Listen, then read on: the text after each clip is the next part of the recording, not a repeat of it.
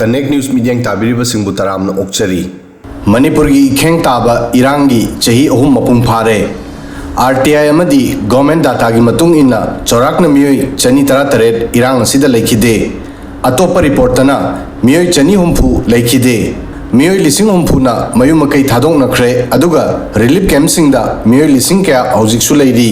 adubu Irang asi haukiba matamda phangkiba makeup mirau khol amadi awa Cheithengdi Houjiksu Adumak phangli hanthadri Irang asi gi justice amadi solution phangnadri miyoi lising kayana hojik justice ngainari Kanglup ani gi marakta thokiba Irang asida atopa Kanglup amasu yaurakli henadum Irang asi paktholagli Irang asi gi solution gi damak central amadi state lenga ki khongthang yamna tabli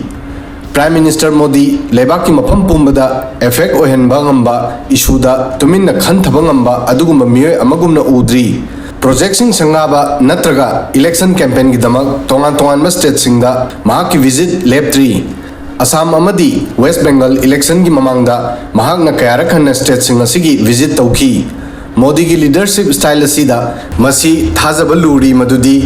mahak ki nakta saunari ba side singbu invite tawduna peaceful oina phaminaduna conflict asigi resolution strategy da thabak tongnana ba matam amadi will power leiba mandri PM Modi ki damak conflict management ki mahutta political message pibana hena maru oiri aduga Kuki jo singna numit asida total shutdown tauri aduga valley dana mifam kya pangthoktuna numit asibu ningsingli Irang asi chahi ohum haukraba phawba Houjiksu asok pasing oisinanaba hotnaba darkar oiri center amadi state animaki BJP government na Irang asibu laksinanaba amadi peace and normalcy porokpada chawna maithiri Masi BJP ki damak state asida chawna failure amani Irang asigi mingda North East gi lalhobal loisinanaba BJP government na 2029 fawba target tauri aduga masi Manipur dagi hogadori Manipur gi anoba Irang asigi marakta Khemchan government gi makhada Ministry of Home Affairs amadi state government na May amada su taunariba Kuki jo insurgent group singa loinana ahan mawari sanakre Thani gi matungda amuk hanna tawkiba tok asida Manipur government gi official sing chu yauki Khemchan gi leadership da February 3 da Manipur government semkiba matungda masi ahan ma meeting ni masi gi mamangda Biren government na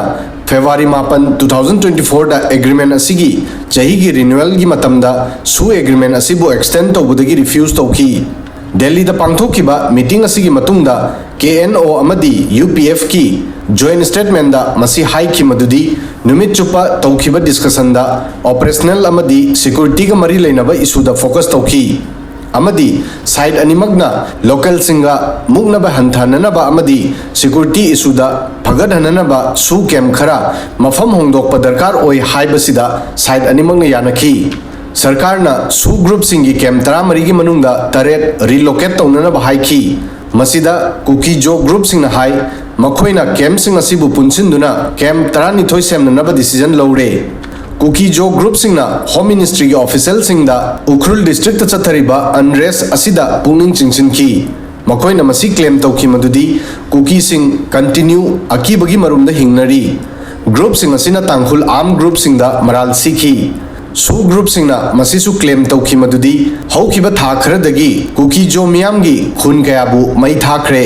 masida thuna security intervention amadi confidence building measures sing lokhatpada darkar oi haiki February 3 tagi Naga namna taba Ukhrul district ta tangkhul Naga sing amadi Kuki sing marakta anobo conflict ama amuk hauki meeting asida Kuki jo group singna hill area sing damak legislature yauna union territory amagi makhoi gi demand bo amuk han tawki amadi hanagum leiba yaroi haiki